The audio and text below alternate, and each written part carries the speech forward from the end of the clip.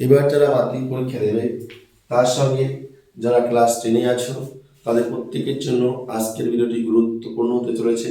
কারণ একটা মাধ্যমিক পরীক্ষা যেমন কমন রয়েছে, তেমনি যারা ক্লাস 10-এ উঠেছো তাদের জন্য প্রথম ইউনিট টেস্ট পরীক্ষা রয়েছে এবং পরবর্তী সময় টেস্ট পরীক্ষা হবে এবং তোমাদেরও ফাইনাল পরীক্ষা হবে।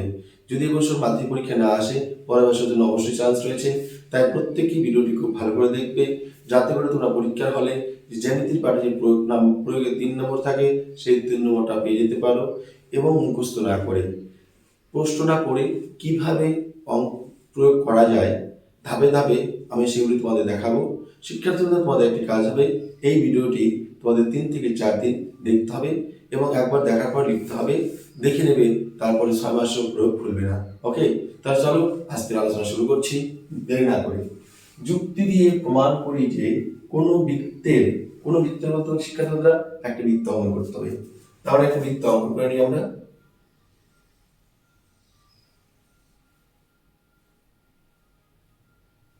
দেখো আমরা একটা বৃত্ত অঙ্কন করে নিলাম। ওকে, এবার বলছে কোন বৃত্তের দুটি সমান যা কেন্দ্র থেকে সমান্তরালবর্তী। দেখো কেন্দ্র, মনে রাখবে যে বিন্দুতে পেন্সিল কম্পাস বসিয়ে কোনো বৃত্ত অঙ্কন করবে সেই বিন্দুটির নাম হবে কেন্দ্র। ধরো না এখানে আমাদের পেন্সিল কম্পাসটি বসেছে, তাই এর নাম দিয়েছি আমরা কি ও। এর নাম দিয়েছি আমরা কি ও। ওকে, এবার দেখো শিক্ষার্থী বন্ধুরা, এবার কি বলছে দুটি সমান জ্যা। এবার জ্যা কাকে বলে আমি অন্য বৃত্তের জ্যাগুলি দেখে দিচ্ছি। আবার দুটি জ্যা বলছে সমান জ্যা। কি বলছে? দুটি জ্যা সমান। মনে রাখবে বৃত্তের কেন্দ্র বরাবর যে জ্যাটি টানা হয় তাকে বলে ব্যাস। ওকে, এবার সমান কি হবে? একই দূরত্ব রেখে এখানে যে জ্যাটা অঙ্কন করবে এবং নিচে যেটা অঙ্কন করবে তখনই সেই জ্যাটি কি হবে? সমান হবে। মনে রাখবে কেন্দ্র থেকে বিপরীত উভয় পাশে যখন জ্যা দুটির দূরত্ব সমান হবে তখনই কিন্তু সেই জ্যা দুটির দৈর্ঘ্য সমান হবে। ঠিক একইভাবে যদি আবারও ধরে নাও এখানে একটা জ্যা টানো, ঠিক এখান থেকে কেন্দ্র থেকে যতটুকু দূরত্ব এখানে জ্যাটা টানলে ঠিক পরে যখন নিচের দিকেও একই দূরত্বে সেই জ্যাটি টানতে হবে, তবেই এই জ্যা আর এই জ্যার দূরত্ব সমান হবে। এখানকার জ্যা কেন্দ্র থেকে সমান হবে। তাহলে আশা করি শিক্ষার্থীরা বুঝতে পেরেছ, জ্যাগুলির দূরত্ব তখনই সমান হবে যখন তুমি কেন্দ্র থেকে সমান দূরত্বে উভয় পাশে জ্যা টানবে। কেন্দ্র থেকে বৃত্তের উভয় পাশে কেন্দ্রের বিপরীত দুই পাশে সম দূরত্বে তুমি কোনো জ্যা টানবে, তখন জ্যাগুলির দূরত্ব সমান হবে। তাহলে শিক্ষার্থী বন্ধুরা আশা করি বুঝতে পেরেছ। এবার আমরা দেখো প্রশ্ন যেভাবে বলছে আমরা ঠিক সেইভাবে আমরা চিত্রটা আগে করে নিচ্ছি। এখানে কি বলছে দেখো, এখানে বলছে কোন বৃত্তের দুটি সমান জ্যা, তাহলে আমরা একটা দুটি জ্যা টেনে নেব। তাহলে শিক্ষার্থী বন্ধুরা এই যে বৃত্তটি রয়েছে এবার ধরে নাও এই যে বৃত্তটি রয়েছে এই বৃত্ত থেকে আমরা কি করব? সমান দূরত্ব রেখে দুটি জ্যা অঙ্কন করব। কারণ এখান থেকে একটা জ্যা এদিকে অঙ্কন করলাম, আবার এখান থেকে একটা জ্যা এদিকে অঙ্কন করলাম। মনে রাখবে এই কেন্দ্র থেকে এখান থেকে এটার দূরত্ব আর এটার দূরত্ব যদি সমান হয় তবে কিন্তু সেই জ্যা দুটি সমান হবে। তাহলে এখান থেকে এটার দূরত্ব এটা থেকে এটার দূরত্ব সমান ভাবে আমরা অঙ্কন করে নিলাম। এবার প্রথমে যে জ্যাটি এঁকেছি তার নাম দিলাম এ বি। পরে যে জ্যাটা এঁকেছি তার নাম দিলাম কি? C D. এবার দেখো শিক্ষার্থী বন্ধুরা কি বলছে, প্রশ্ন বলছে দুটি দেখো কোন বৃত্তের ও কেন্দ্রবৃত্ত দুটি সমান জ্যাকে নিলাম, একটা এ বি একটা সি ডি। এবার কি বলছি? কেন্দ্র থেকে সমদূরবর্তী। এবার এই যে কেন্দ্র থেকে তার মানে আমাকে এ বি যে সরলরেখা রয়েছে এখানে ও কেন্দ্র থেকে একটা লম্ব অঙ্কন করতে হবে। তুমি এখানে একটা লম্ব অঙ্কন করলাম, আবার এখান থেকে এখানে একটা লম্ব অঙ্কন করলাম। ওকে, তাহলে এই দুটি কি হলো? ও কেন্দ্র থেকে এ বি সরলরেখা একটা বিন্দু নেওয়া হলো, যে বিন্দুটার নাম দিলাম ই। এবার দেখো এই ও আর ই সমান। ওকে, ও ই যে যতটুকু হবে আর সিডির মধ্যে একটা বিন্দু নিলাম এ, তাহলে ও থেকে ই এবং ও থেকে এ এটা সমান হলেই আমাদের প্রমাণিত হবে কেন্দ্র থেকে সমদূরবর্তী। তাহলে শিক্ষার্থী বন্ধুরা আমাদের প্রমাণ করতে হবে ও ই ও এফ সমান, এটা প্রমাণ করলেই প্রমাণিত হবে যে কেন্দ্র থেকে সমুদ্রবর্তী এই কি এই জায়গা দুটি, একটি জায়গা দুটি জায়গা। তাহলে শিক্ষার্থী বন্ধুরা আমাদের এখন পাঠ চলে আসবে ধাপে ধাপে। আমরা কি লিখবো? আমরা পয়েন্ট করবো প্রদত্ত। কি লিখবো? আমরা লিখবো প্রদত্ত। লিখে নিলাম প্রদত্ত। প্রদত্ত মানে দেখো কি লিখবো? প্রদত্ত মানে কি লিখবো? দেখো বন্ধুরা প্রশ্ন বলছে কোন বৃত্তের, দেখো কোন বৃত্তের, কোন বৃত্তের বলছে। আমরা দেখো এখানে একটা বৃত্তের নাম দিয়েছি কি, বৃত্তটা কি আছে? ও কেন্দ্রীয়। দেখো এই যে এখানে বৃত্তটা অঙ্কন করেছি, বৃত্তের কেন্দ্রটা কি আছে? ও। তাই লিখবো ও কেন্দ্রীয় বৃত্তের, ও কেন্দ্রীয় বৃত্তের। দেখো লিখলাম ও কেন্দ্র বৃত্তের, বৃত্তটাকে ও কেন্দ্র, তাই ও কেন্দ্র বৃত্ত লিখলাম। ও কেন্দ্র বৃত্তের কি বলছে? দুটি সমান জ্যা। তাহলে কি লিখবো? দুটি সমান জ্যা। আমাদের যা নামকরণ করেছি কি আছে? A B O C D. তাহলে কি লিখবো? A B O C D সমান দৈর্ঘ্যের, সমান দৈর্ঘ্যের দুটি জ্যা, সমান দৈর্ঘ্যের দুটি জ্যা। তাহলে দেখো এটা হচ্ছে ও কেন্দ্রীয় বৃত্ত, ও কেন্দ্রীয় বৃত্তের দুটি জ্যা। এখানে কি বলছে প্রশ্নে? দুটি সমান জ্যা। জ্যা দুটো অঙ্কন করেছি, কি নাম দিয়েছি? A B C D. তাহলে আমরা লিখেছি ও কেন্দ্রীয় বৃত্তের A B O C D সমান দৈর্ঘ্যের দুটি জ্যা, দাঁড়িয়ে দিব। এরপর কি বলছে দেখো, আমাদের কি প্রমাণ করতে বলছে? আমাদের কি প্রমাণ করতে বলছে? আমাদের প্রমাণ করতে বলছে এবার এ বি এবং সি ডি ও কেন্দ্র থেকে সমান দূরত্বে অবস্থান করছে। তাহলে আমরা কি লিখবো? এটা কি ও, এটা কি ও, এবার এটা কি বলে? বৃত্তের কেন্দ্র। তাই লিখবো ও কেন্দ্র থেকে,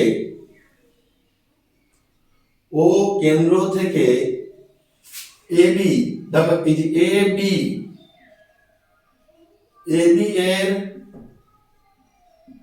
দূরত্ব, দেখো এই এ থেকে এ বি এর দূরত্ব কি বলা হয়? সেটা ও ই লিখলাম, ও ই। এবং এবং কি লিখবো?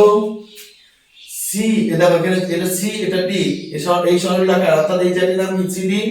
এবং সিডি এর দূরত্ব, সিডি এর দূরত্ব কি রয়েছে? না সিডি দূরত্ব কি রয়েছে? ভালো দেখো সিডি দূরত্ব রয়েছে ও এফ, লিখলাম ও এফ। আশা করি বুঝতে পেরেছো। অর্থাৎ অর্থাৎ কি লিখবে? এ বি সরলরেখার কি লম্ব আছে? ও ই। আবার সিডি সরলরেখার কি আছে লম্ব? ও এফ। তাই কি লিখবো? অর্থাৎ ও ই। দেখো ভালো করে, অর্থাৎ ও ই, ও ই, এটা ও ই কার উপর লম্ব? দেখো এ বি এর উপরে, লিখলাম এ বি।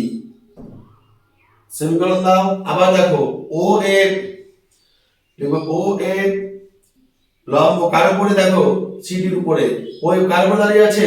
সিডির উপরে, লিখলে সিডি। তাহলে শিক্ষার্থী বন্ধুরা দেখো প্রশ্ন থেকে কিভাবে মুখস্থ না করে আমরা এটা লিখে ফেললাম। আমি আবার বলছি, প্রশ্নে বলছি কোন বৃত্তের নাম দিয়েছে ও কেন্দ্রবৃত্ত, তাই লিখেছি প্রদত্ত পাঠে ও কেন্দ্রবৃত্তের দুটি সমান জ্যা। এবার এখানে আমরা জ্যা দুটি নামকরণ করেছি। কি লিখেছি? A B O C D. দেখো লিখেছি A B O C D সমান বলছে, দেখো এখানে সমান বলছে, তাই সমান দৈর্ঘ্যের দুটি কি বলছে? জ্যা। লিখলাম জ্যা। ওকে। এবার দেখো বলছে কেন্দ্র থেকে সমুদ্রবর্তী, মানে কেন্দ্রকে ও, তার ও থেকে এ বি দূরত্ব আছে ও ই, এবং ও থেকে সি এর দূরত্ব, সি এর দূরত্ব কি আছে? ও এ। তাই দেখো আমরা লিখেছি ও, দেখো কি লিখেছি? এখানে লিখেছি আমরা ও কেন্দ্র থেকে এ বি এর দূরত্ব ও ই। দেখো ও কেন্দ্র থেকে এ বি দূরত্ব ও ই, এবং সিডির দূরত্ব কি আছে? ও এফ। দেখো সিডির দূরত্ব ও এফ। ওকে। অর্থাৎ এইখানে যে যদি আমরা দূরত্ব করতে যাই তাহলে দেখা যাচ্ছে এ বির উপরে ও ই লম্ব অবস্থান করছে, এবং সিডির উপরে ও ও এফ লম্বভাবে অবস্থান করছে, তাই দেখো লিখেছি ও এফ দাও কি সরি ও ই কার উপরে লম্ব, ও ই লম্ব আছে কার উপরে, এ বির উপরে, তাই লিখলাম এ, এটা কি লিখলাম এ বি। এবার দেখো বাকি রয়েছে ও এফ, ও এফ লিখলাম ও এফ কার উপরে লম্ব, সিডির উপরে। আশা বুঝতে পেরেছো? প্রথম পার্ট চলে গেল। এবার চলে আসবে আমাদের প্রামাণ্য বিষয়, কি প্রমাণ করতে হবে, লিখবো আমরা প্রামাণ্য বিষয়। শিক্ষার্থী বন্ধুরা দেখো আমাদের প্রমাণ করতে বলছে কি, ভালো দেখো, কেন্দ্র থেকে সমদূরবর্তী, কি প্রমাণ করতে হচ্ছে, কেন্দ্র থেকে সমদূরবর্তী, দেখো কেন্দ্র থেকে সমদূরবর্তী মানে এখান থেকে এটা দূরত্ব যা হবে এখানকার দূরত্ব এটা ঠিক একই হবে। এটা যদি 5 হয় এটা দূরত্ব 5 হবে, এটা যদি 7 হয় এটা দূরত্ব 7 হবে। অর্থাৎ কি বোঝা যাচ্ছে, তার মানে ও ই এবং ও এফ, কি বললাম, এটা যদি 5 হয় এটাও 5 হবে, এটা যদি 7 হয় এটাও 7 হবে। তার মানে কি এটার দূরত্ব আর এটার দূরত্ব কি হবে সমান, তাই লিখবো ও ই সমান সমান ও এফ, কি লিখবো ও ই সমান সমান ও এফ। এটা হচ্ছে আমাদের প্রামাণ্য বিষয়। এবার আমাদের কি আসবে শিক্ষার্থী বন্ধুরা, এবার আসবে আমাদের অঙ্কন। কি লিখবো অঙ্কনে কি আসবে, দেখো কি লিখবো এবার আমরা অঙ্কন।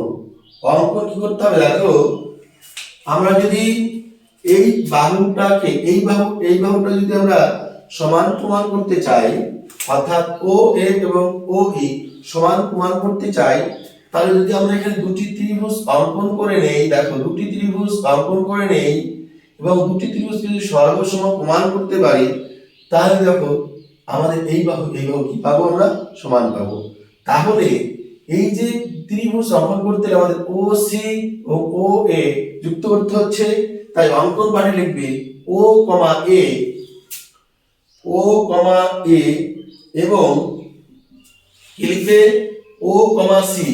তাহলে ও থেকে সি আমরা কি করব, ও থেকে এ যেমন যুক্ত করলাম, আবার ঠিক একইভাবে ও থেকে সি কি করব, যুক্ত করব, লিখব যুক্ত করলাম, যুক্ত করলাম। তাহলে দেখো শিক্ষার্থী বন্ধুরা ও এ এবং ও সি যুক্ত করলাম। একটা কথা মাথায় রাখবে, অনেক পরীক্ষার খাতায় দেখতে পাই এখানে কমাটি দেওয়া হয় না। মনে রাখবে শিক্ষার্থী বন্ধুরা, এই কমা না দিলে কিন্তু তোমাদের ভুল হবে। স্যার যদি ইচ্ছে করে তোমাদের নাম্বার কেটে দিতে পারে, কেননা যখনই তুমি এখানে কমা দেবে না তাহলে এই ও এর সরলরেখাটা অঙ্কন করা আছে। আবার বলছি তো যখন কমা দিবে না, ও কমা সি যখন লিখবে না, তখন মনে রাখতে বলছি অঙ্কন করা আগে থেকে আছে, কিন্তু আমাদের অঙ্কন করা নেই, আমরা অঙ্কন করলাম, তার জন্য আমাদের কমা দিতে হবে। ওকে, তাহলে দেখো আমাদের অঙ্কন হয়ে গেল। এবার অঙ্কনের পাঠের পর কি আসবে, আমাদের সাথে প্রমাণ। শিক্ষার্থী বন্ধুরা প্রমাণ, দেখো প্রমাণ করতে গেলে আমরা যদি প্রমাণ করি তাহলে শিক্ষার্থী বন্ধুরা এই যে দুটো ত্রিভুজ রয়েছে, দুটো ত্রিভুজকে কি করতে হবে, সর্বসম প্রমাণ করতে হবে।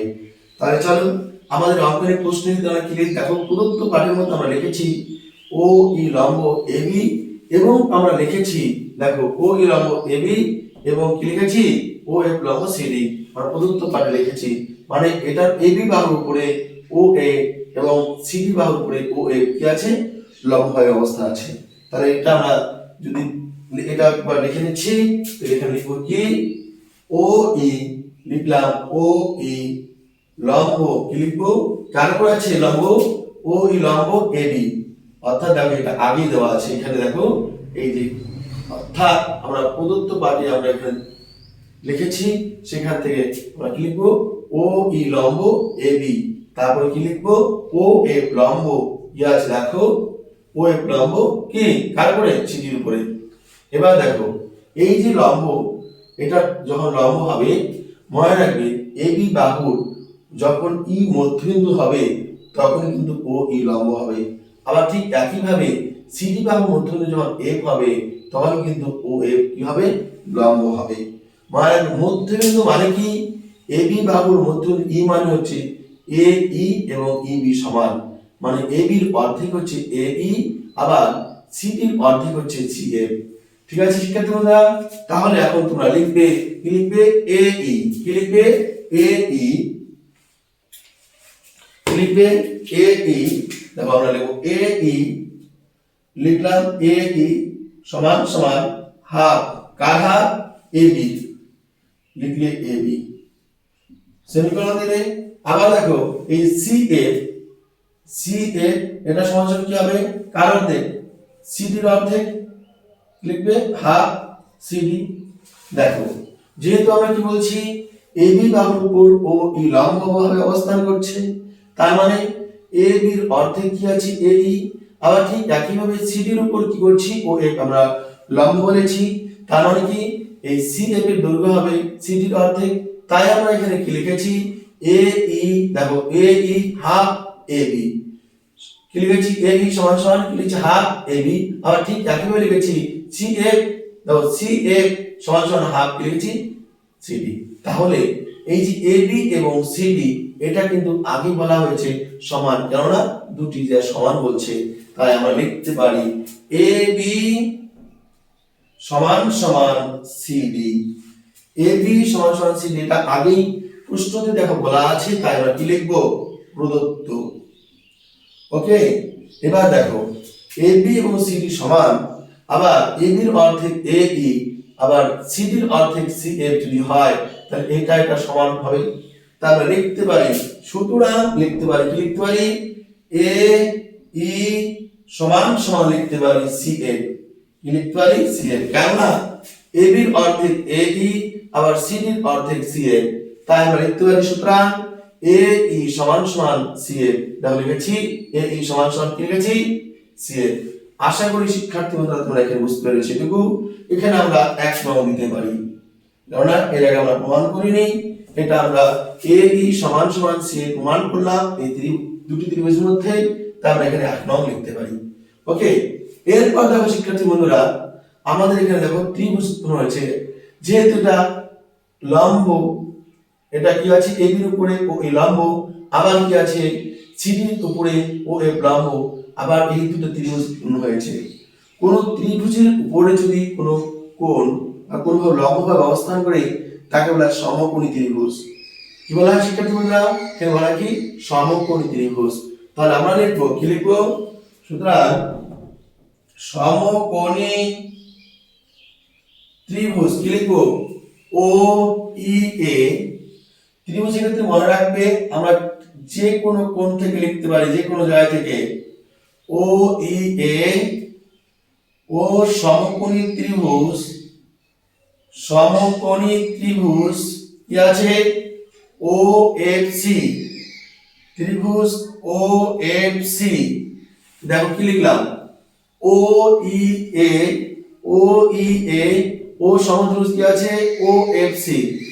সমকোণী ত্রিভুজের এই যে কোণটা, এই কোণটা যেমন 90 ডিগ্রি, আবার এই কোণটা 90 ডিগ্রি, তাহলে এই কোণের কোণ সমান।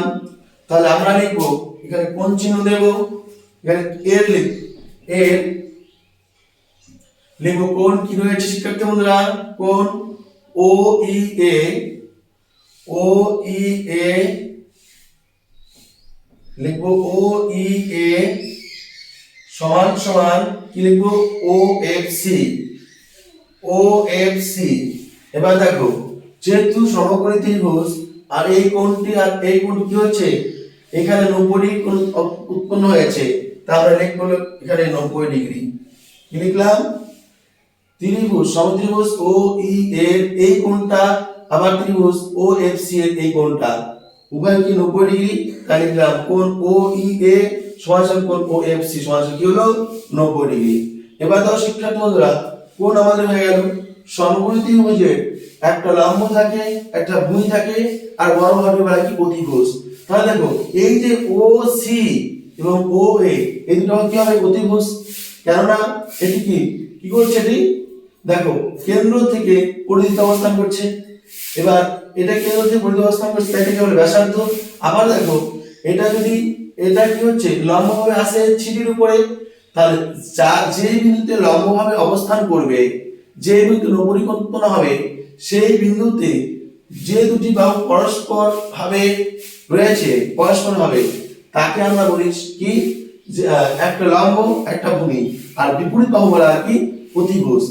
যে বিন্দুতে 90 কোণ উৎপন্ন হয় তার বিপরীত বাহু যে থাকে তাকে বলে অতিভুজ। তাহলে এফ এর বিপরীত বাহু কি আছে ওজি, এটা তার অতিভুজ। আবার এখানে রয়েছে ই 90 ডিগ্রি, এই বাহুর বিপরীত কোণ কোনটি আছে, বিপরীত বাহু কোনটা রয়েছে ওই, তাহলে এটা রয়েছে কি অতিভুজ। তাই তোমরা লিখবে অতিভুজ, কি লিখবে অতিভুজ কি রয়েছে ও এ, লিখলাম ও এ সমান সমান অতিভুজ কি লিখবে ও সি। দেখো তাহলে প্রমাণ হয়ে গেল। কেন সমান, কারণ একই বৃত্তের ব্যাসার্ধ, একই বৃত্তের ব্যাসার্ধ, এই জন্য এটা কি হলো সমান। আবার আমি তোমাদের বলছি, অনেকে বুঝতে স্যার আমরা কেন এইভাবে অতিভুজ ধরলাম, মনে রাখবে যেখানে 90 ডিগ্রি কোণ উৎপন্ন হবে সেই 90 ডিগ্রি কোণের বিপরীত বাহু সর্বদাই হয় অতিভুজ। তাহলে এখানে 90 ডিগ্রি কোণ উৎপন্ন হয়েছে, এই কোণের বিপরীত বাহু কি আছে ও এ, তাই এটা অতিভুজ।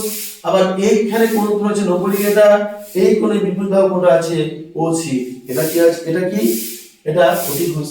তাই ও এর সমান ও সি কি হলো, এরা অতিভুজ এবং এরা একই বৃত্তের ব্যাসার্ধ, তাই এটি হলো সমান। তাহলে শিক্ষার্থী বন্ধুরা দেখো, আমরা এই কোণটি এই কোণ প্রমাণ করলাম, এই বাহু সেটা প্রমাণ করলাম। এরপর রয়েছে এ ই এবং সি, এটা আগেই প্রমাণিত হয়ে গেছে, আমরা প্রমাণ করে গেছিলাম। দেখো আমরা এই দেখো এখানে লিখেছি 1 নং, তাই এখানে তোমরা লিখতে পারো। সুতরাং এ ই সমান সমান সি এ লিখবে কি 1 নং থেকে পাই, লিখবে 1 নং থেকে পাই, কি লিখবে 1 নং থেকে পাই।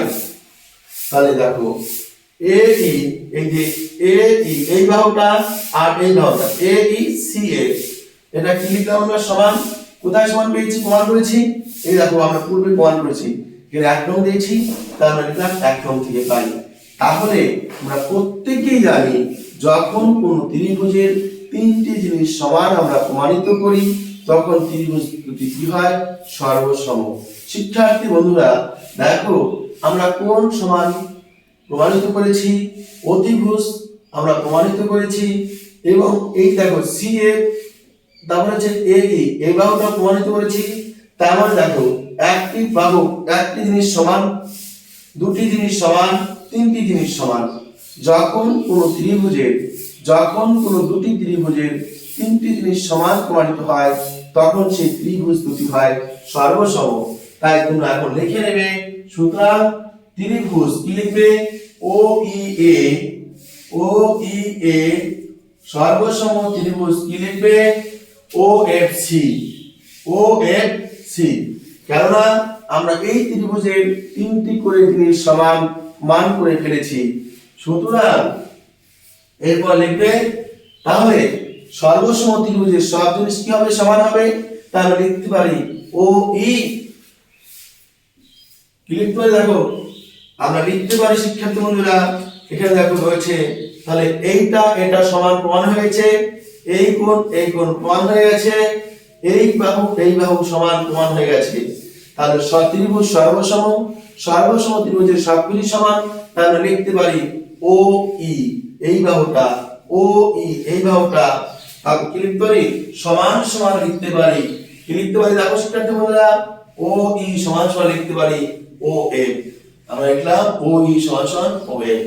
আশা করি শিক্ষার্থী বন্ধুরা তোমরা বুঝতে পেরেছো।